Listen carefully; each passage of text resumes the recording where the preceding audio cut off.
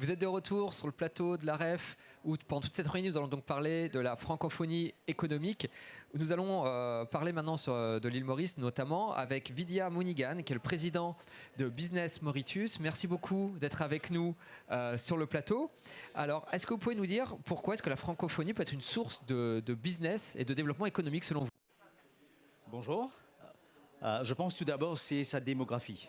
Aujourd'hui, c'est un espace économique important, grandissant, je veux dire. Aujourd'hui, on parle de 500 millions de personnes qui parlent le français. Et puis, en 2060, il y aura presque 800 millions de personnes, et majoritairement en Afrique. Et je pense que c'est là où il y a un potentiel énorme. Quand on parle de l'Afrique, on parle de sa diversité, qui veut dire créativité, un peu plus de l'entrepreneuriat, pour création des entreprises. On parle aussi souvent de défis. Quand on parle de l'Afrique, on parle d'énormes défis. Mais je pense, pour les entrepreneurs, les défis, c'est bon, ce sont des opportunités d'affaires. Et donc, c'est là pour laquelle je pense qu'il y a un potentiel énorme pour le business.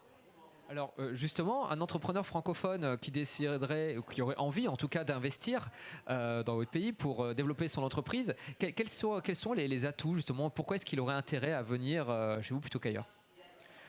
Tout d'abord, je dirais que l'île Maurice est très ancrée historiquement dans la francophonie, avec plus de 300 ans de présence française, de la langue, de la culture française à Maurice.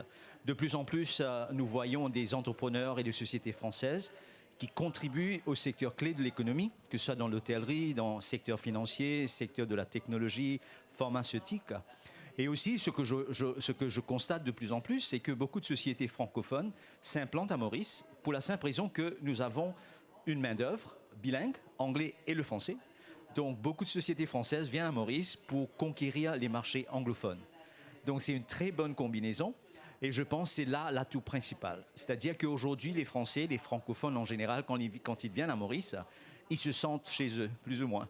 Et donc, c'est facile de faire du business quand la culture y est. Alors justement, vous parlez du fait d'être à la fois, on va dire, francophone, mais aussi d'avoir l'anglais comme langue de développement. Vous êtes entrepreneur. Je crois que justement, c'est cette particularité d'être à la fois francophone, mais aussi de pouvoir parler anglais, c'est quelque chose qui vous aide dans votre business. Bien sûr, c'est-à-dire que moi, aujourd'hui, je suis directeur général de Ceridian, le bureau de Maurice. Nous sommes une société de fournisseurs de solutions technologiques dans la gestion du capital humain. Et nous sommes implantés dans plusieurs parties du monde. Et Maurice, c'est le seul bureau de Ceridian où on parle le français. Et donc, voir l'atout pour Ceridian d'utiliser Maurice comme un centre pour conquérir les marchés francophones. C'est-à-dire aujourd'hui, nous travaillons avec les États-Unis, le Canada, bien entendu, avec le Québec et l'Europe aussi. Je pense que de plus en plus, on va se focaliser un peu plus de Maurice sur la région que ce soit l'Afrique, le Moyen-Orient. Et je pense que ça nous positionne à côté du continent africain qui représente un marché énorme. Et nous sommes dans la gestion du capital humain et je pense qu'on est bien parti pour des années de business très fructueux. Alors peut-être pour conclure, on le sait qu'effectivement, vous vous rappelez que la francophonie, c'est énormément l'Afrique, en tout cas en termes démographiques, en termes de développement, en termes de futur. Pour autant, aujourd'hui, on sait que notamment les pays asiatiques investissent beaucoup et peut-être que les pays francophones sont un peu plus en retrait. Qu'est-ce qu'on pourrait faire ou qu'est-ce qui pourrait être fait justement pour que finalement ces entreprises françaises, francophones, pas que françaises d'ailleurs, francophones au sens large, reprennent un peu solide et décident de revenir investir à Maurice notamment? Je pense que c'est ce qui se passe aujourd'hui. C'est-à-dire qu'aujourd'hui, on se rencontre, on parle souvent du Commonwealth, c'est le modèle anglophone, et maintenant on parle du Commonwealth francophone avec la francophonie.